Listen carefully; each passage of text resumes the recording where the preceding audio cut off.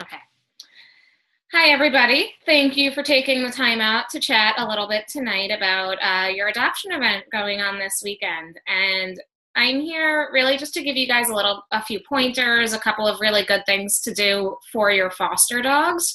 Because I mean, the goal is to get them adopted, but also to get them adopted to the right family, the perfect family, the family that, hopefully won't return them or anything like that. So we want to keep this really a really, really great event.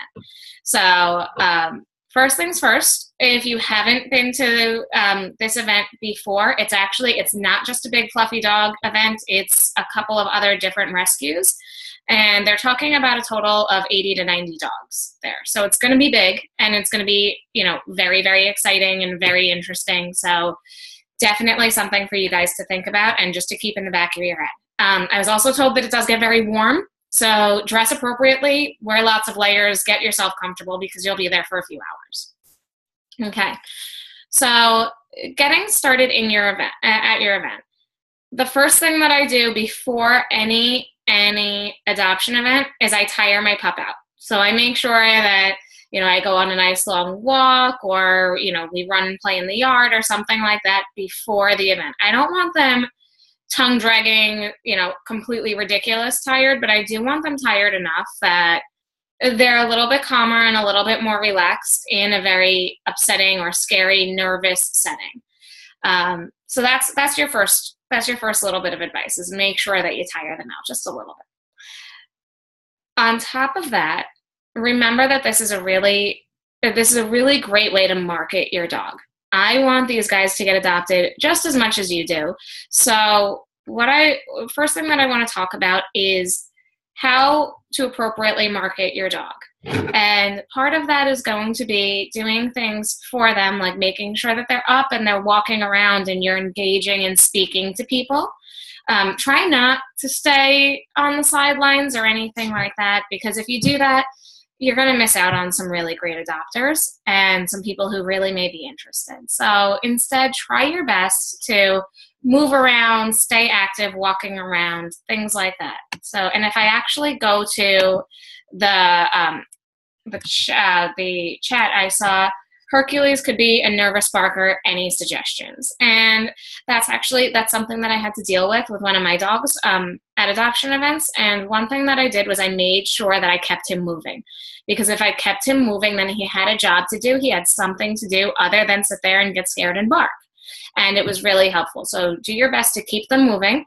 Also, when they do get stressed out and when they do get nervous, there is an outdoor area, and it's usually just a little bit calmer than the actual event itself. So you can go out there, you can, take them for a little walk out there, see if they want to do their business or anything like that, or really just decompress for a couple of minutes. Sometimes you need it too, because it can get tiring to speak to all of those adopters. So that's something that I want you to take full advantage of when you need to.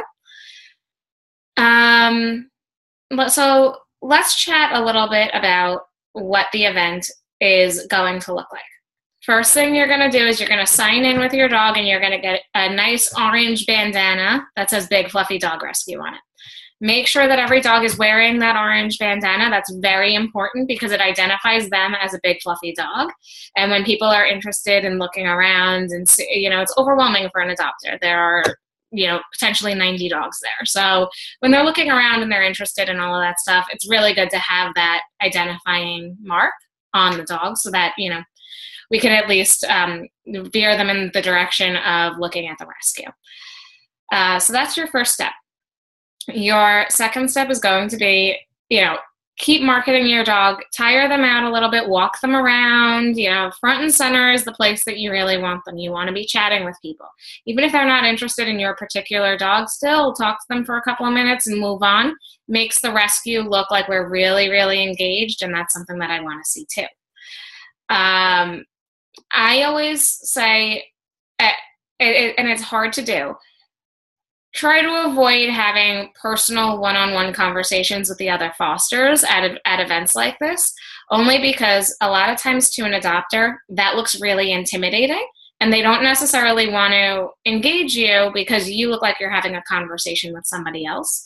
And you want to make sure that, you're doing the best that you can to market your dog. Let me just pull up the chat. It looked like there was another question. Okay. Now, in terms of good, bad, and ugly of adoption events, this is actually, it's a very exciting event. It's a very good event. There are a lot of really, really, big dogs, lots and lots of dogs in the event. So remember that your dog can get stressed. The best dog in the entire world can get stressed out from one of these events. And it's really easy for that to happen because most dogs aren't used to being in an enclosed area with 90 dogs. That's not a normal thing for most of them, and not every dog is going to get along with other dogs. When you're at an event like this, the best thing that you could do is keep your foster dog very close to you. I want them glued to your side. I don't want them 6 feet away from you, you holding the leash out or anything like that, because that's where they could kind of get into trouble, and you want to keep them really close by to you. Now, some people, if you have a dog that pulls on a leash or something like that, there are some really, really great anti-pull devices that you could use. And I tend to use them at events just because the stress level and the excitement, sometimes the best dog in the world is going to pull. So a couple of really great suggestions are the anti-pull harnesses, the front clip harnesses. Those are really great. Now, there are a couple of options. You've got the head collars, the ones that go over the nose. You've got choke collars or prong collars or things like that. I try to avoid choke collars and prong collars 100%, especially at these events, because it is an uncomfortable thing, but it also scares off adopters sometimes. Same thing with the gentle leader. The gentle leader can scare off an adopter. Now, if your foster dog has been walking beautifully with a gentle leader for the past, 3 weeks, and you're going to use it at an event, and that's fine. And please do. Your dog has never seen one before, or a head collar, or face collar. Don't even consider it at an event. The front clip harnesses are really, really great because what it does is it actually spins the dog around to you so that they're facing you if they pull really hard. So if they pull, it actually just turns their body. And a couple of brands that you could look for if you haven't seen them yet. I believe Big Fluffy Dog uses the Walk Your Dog with Love harness a lot, which is a great front clip harness. The Easy Walk harness is another great front clip, as well as the Freedom No Pull. All three of those, plus you'll hear the Sensible and a couple of other options, they're all great harnesses.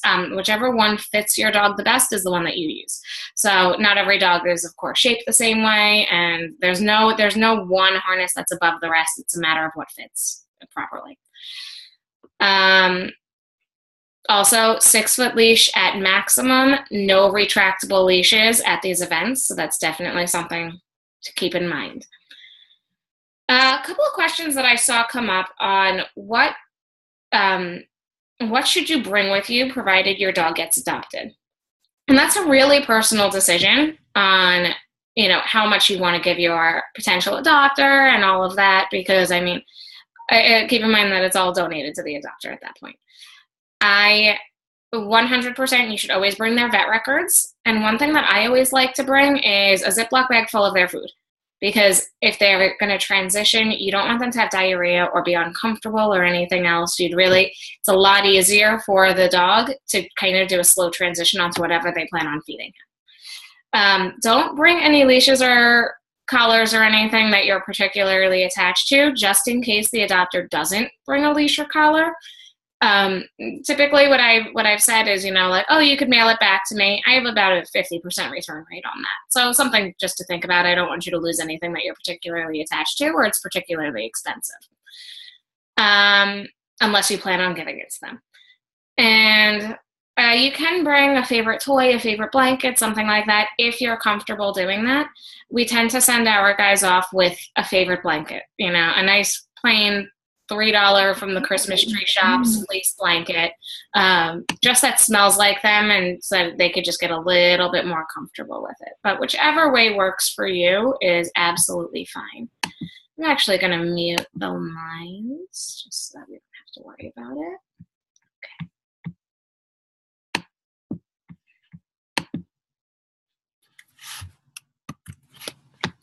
Okay, so let me just take a look. talked about the event, what we're going to.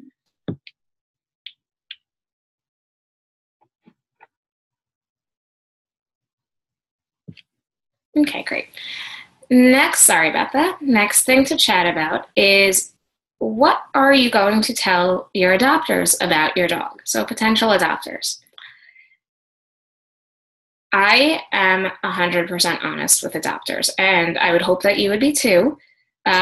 We don't want your dog to get returned. It's worse for them if they get adopted and returned than if they just stay with you. So make sure that you're as honest as you possibly can be. I can tell you right now that my foster right now, he's a mini Australian Shepherd. He is a little bit nutty. He needs a lot of exercise, a lot of time, and he needs that person who is home with him a lot. If I gave him to an apartment dweller who works, 8 hours a day and really wants a couch potato dog, I'm getting him back. So it would do him a disservice if I, kind of fudged what he needs. You know your fosters, you know what they need, have a perfect fit, and you will be absolutely, absolutely thrilled. So I'm actually going to open this up for some questions. On the Big Fluffy Dog Foster Parent board, there is a great little thread going with some questions, and I would love for you guys to ask anything that you want. So please feel free to. I would love to kind of hear from you and what the good, the bad, the ugly is. And we want this to be the best event yet. So I'll give you guys a couple of seconds.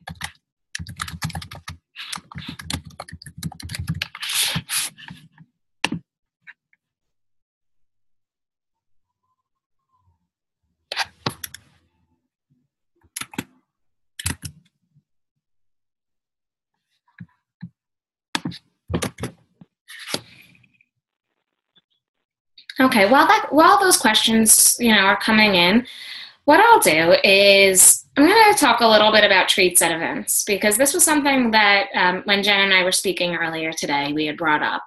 And when is it appropriate to use a treat at an event, and when is it not? One thing is, I do not want you to bribe your dog.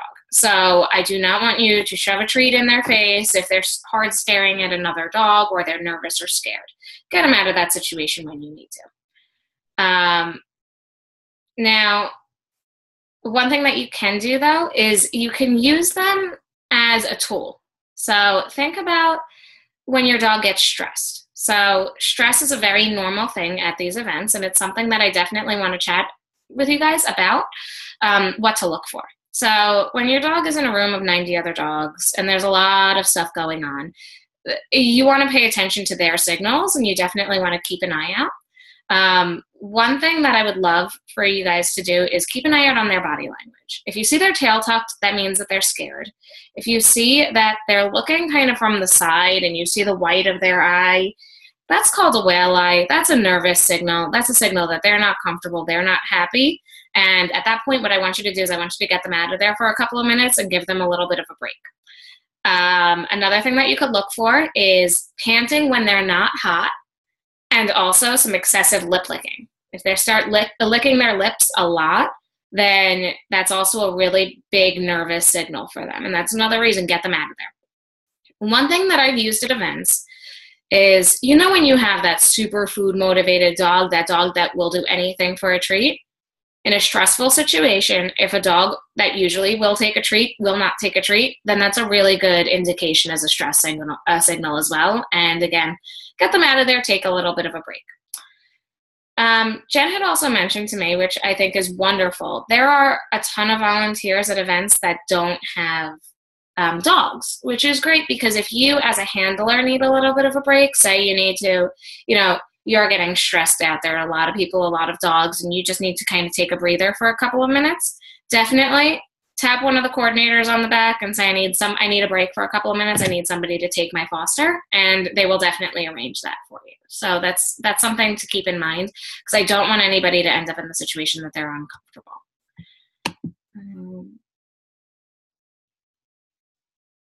Okay.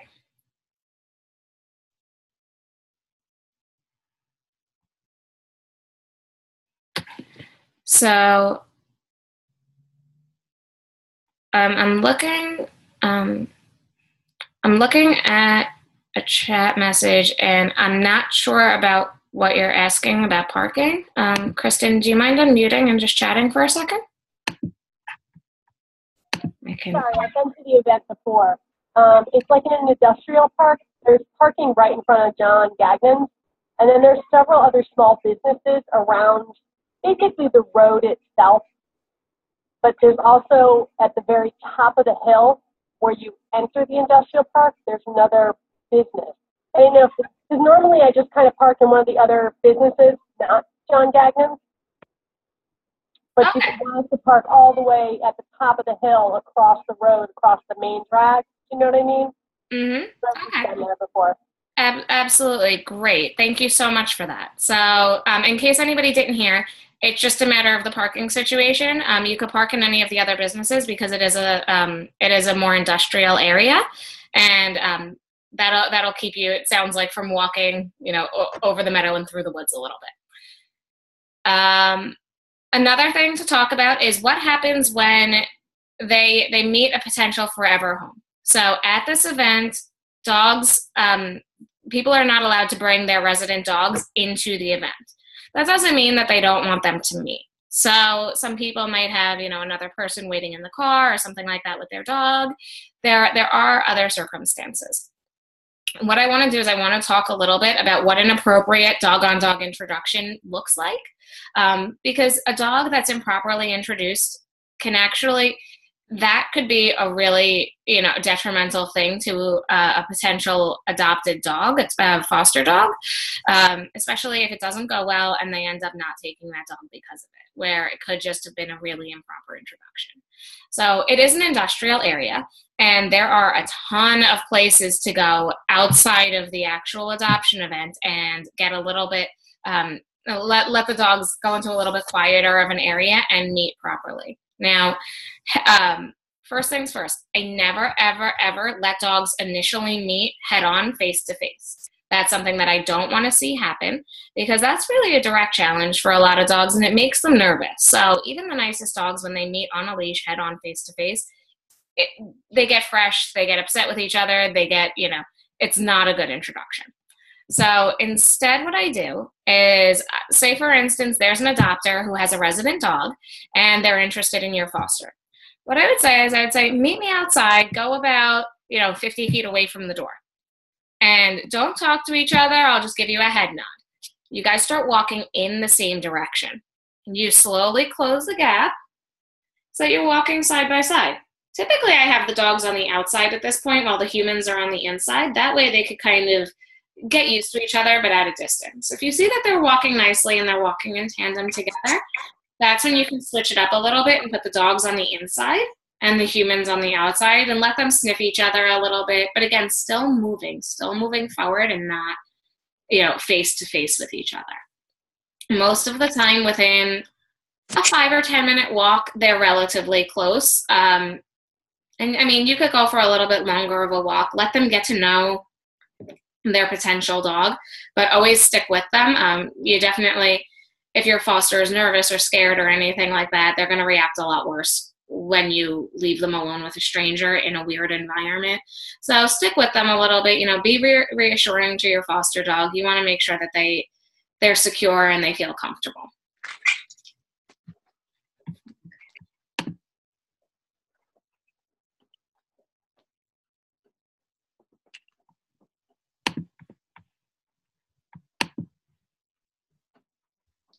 Okay, I don't see any questions.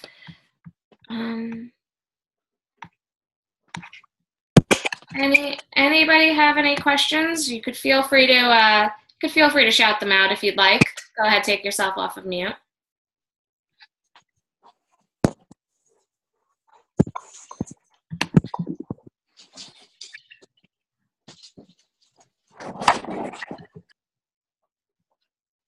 Can you hear me, Kristen? Yes, who's speaking? This is Lisa Slawinski. Hi, Lisa. How are you? Good. How are you? Good. Can you speak to us a bit about resource guarding, if you're familiar with it, and what are some of the basic things that bringing a new foster dog in your home, if you're not really aware, like what you can do? Could you give us some tips and pointers? Absolutely. Absolutely. Thank you. So no problem. It sounds like we're going to veer off of the adoption event, which is absolutely fine. And what we'll talk about a little bit is resource guarding. So a resource can be anything. It can be you as a person. It could be food, treats, toys, beds. I've had a dog guard a blanket before. It's entirely possible. It's especially if dogs haven't, had a lot where they've had things taken away from them. You sometimes do resource guarding. So, sorry, I'm getting an echo. Do you guys hear that? No. Okay. So thinking about resource guarding, it's really a dog being very insecure that something is going to be taken away. So there are various levels, and what I want you to do is I want you to, first things first, understand the scale of the dog that you're working with. So if you see any tendencies to resource guard, see what it is. Is it a toy? Or is it food? Is it a treat? And then you kind of have to, and it depends on the dog, but see what the level is for them. That, some dogs might think that treats are really, really great, and that's a really high level resource for them to guard, but a bed isn't that interesting, so they're not going to guard it. And every dog has their own, scale of what's important. For fosters, first thing that I do the moment that before they even come into my house is I actually remove every resource that I think that they might potentially guard. All the dog beds get pulled up, all the bones get pulled up, all the special toys get pulled out. Anything, because I don't want my guys to guard against a foster, and I also don't want a foster to think that everything is theirs and have a potential fight with my residents either. I've got 3 residents, and we want to minimize that as much as possible. The next thing that I do is feeding time.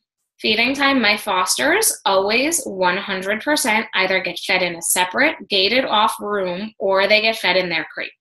And the reason that I do that is because I do not want anybody growling at anyone. And my residents don't growl at each other, but adding another one into the mix, it can happen.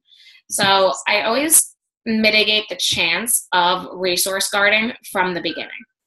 Now, after you take away all the chances of resource guarding, you're going to eventually add them back in a little bit. You're going to put a couple of toys out and you're going to see what happens. My foster dog is always 100% leashed for the first typically week to 2 weeks until I get a really good understanding as to what's happening. And that leash is just a handle that's 6 feet away from them. It might be dragging on the floor, and that's fine. But God forbid there's a fight or anything. I don't want you shoving your hand anywhere near a dog's mouth. So at that point, you're going to grab the handle and you're going to walk away. Let's see. Is there anything specific, Lisa, that you had a question on? Do you have a resource guarding dog or something like that? I've honestly dealt with quite a few of them in boarding. Okay. And it was kind of unbeknownst to me with one of them that they had resource guarding, and I found that out kind of on accident on a walk when I offered him a treat and he guarded that. Okay. While I'm very familiar with dogs and I'm not afraid of how they react with resource guarding, the question was not so much, it is for myself, but not so much for me, as I know that there are a lot of people out there that have never seen resource guarding and aren't really familiar with it. Okay. And I don't think they know how to react when it happens and really what they should do when it happens. Great question. Okay, thank you. I appreciate the clarification. You're welcome. So thinking about it like this, a dog who's resource guarding is nervous that you're going to take something away. If you take it away from him, then you're solidifying that fear in his head. Right. Say, for instance, it's in the case of food, because most dogs who are resource guarding will guard their bowl or a special treat or a special toy, something that's really, really interesting to them. Now, if I were to take away their bowl of food when they grumbled at me or they tried to snap at me, then I would be solidifying that behavior, that growling and snap, or that guarding, they're warranted in guarding their food because somebody is going to take it away. Now, how I work with this with food or treats or anything like that is I'll give them a treat, or I'll put a couple of kibbles in their bowl, and then I'll take another hand and I'll let them eat it out of my hand. And then the next one, I'll put a couple of more kibbles in their bowl, and then I'll feed them out of my hand. So that they start to make the correlation that my hand actually means more food, not less. And if my hand means more of whatever it is they're guarding, then that's a really good thing. In terms of beds or blankets or something like that, typically what I do is I'll throw a couple of treats away from the situation, pick up that bed, I pick up that blanket, and I get it out of there. Because I don't want them thinking that guarding it is ever acceptable. Now, say for instance, they're guarding your bed. So a lot of fosters tend to jump on the bed, think that they're king or queen, and then grumble at you when you go to get in bed.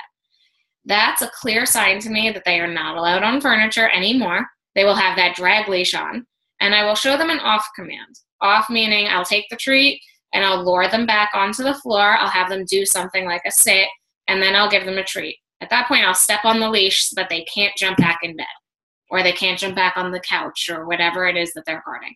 So that they start to make the correlation that, yes, I'm thanking you for getting off, I'm giving you a reward, but that doesn't mean that you're going to get back on and do it over and over and over again. So that's really solidifying that it's off limits and it's not okay. Do you have any further questions on that resource guarding before I move on? I don't, but thank you very much. Absolutely, no problem. So there was a question on the chat.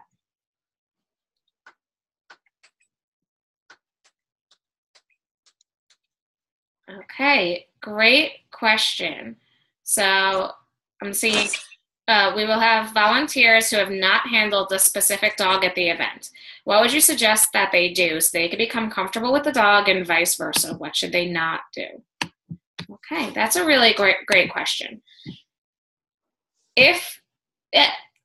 I mean, the thing is, you want to have some level of comfort with a dog, especially if it's a dog, say, out of boarding or something that you don't know a ton about.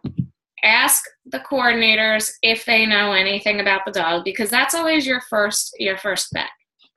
And from there, I tend to find a quiet space, and I'll take them for a little walk by themselves away from the action just for a couple of minutes. Let them focus on you a little bit. If they focus on you, then you're in good shape.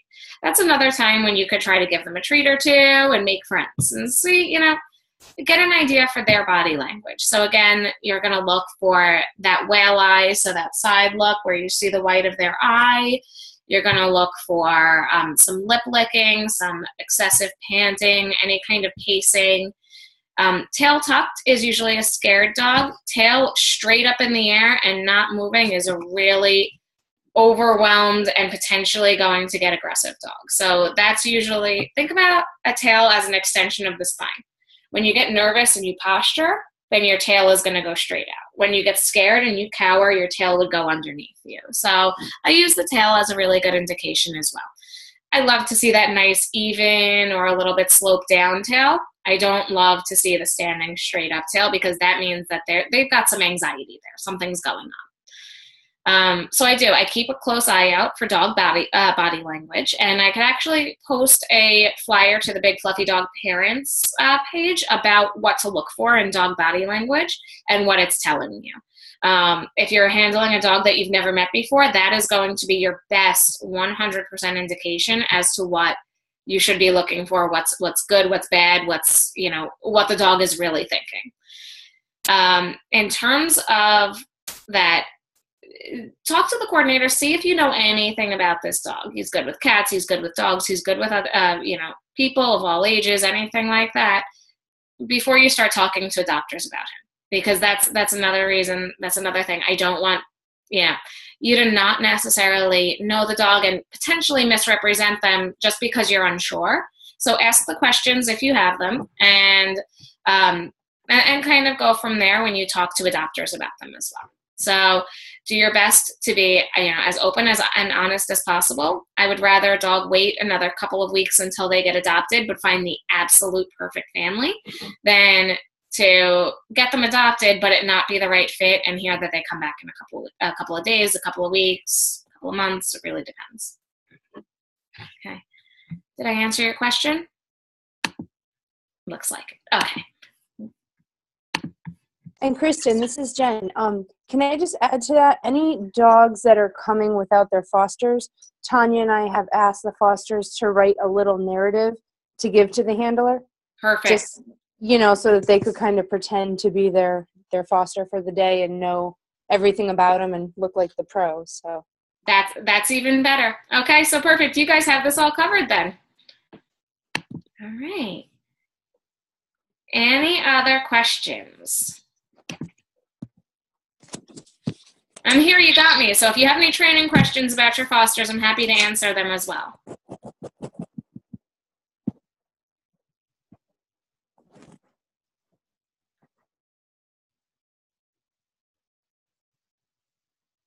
Okay, so it sounds like we're ending a little bit early tonight, but that's absolutely fine.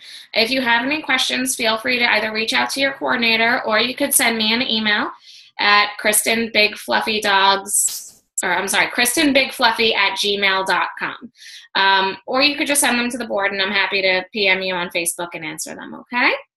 All right, thanks so much. I'm just gonna, edit this quickly and get it off to YouTube so that you guys, we have another question.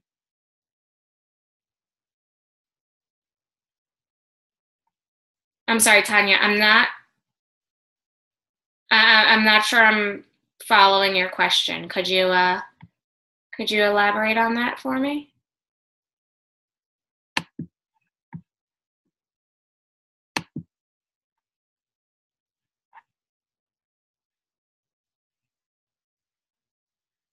Tanya, I cannot hear you. I don't know if you're...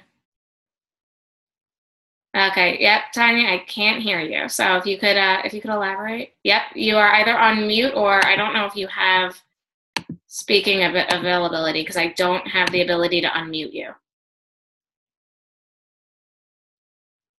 Sorry, guys, bear with us. A couple of technical difficulties.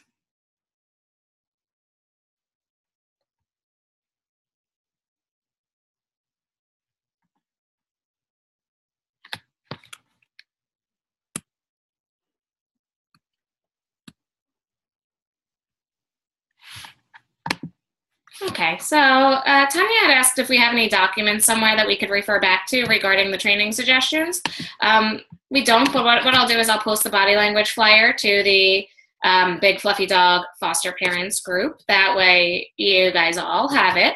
And I could put together a little blurb just about what we had spoken about, maybe next time.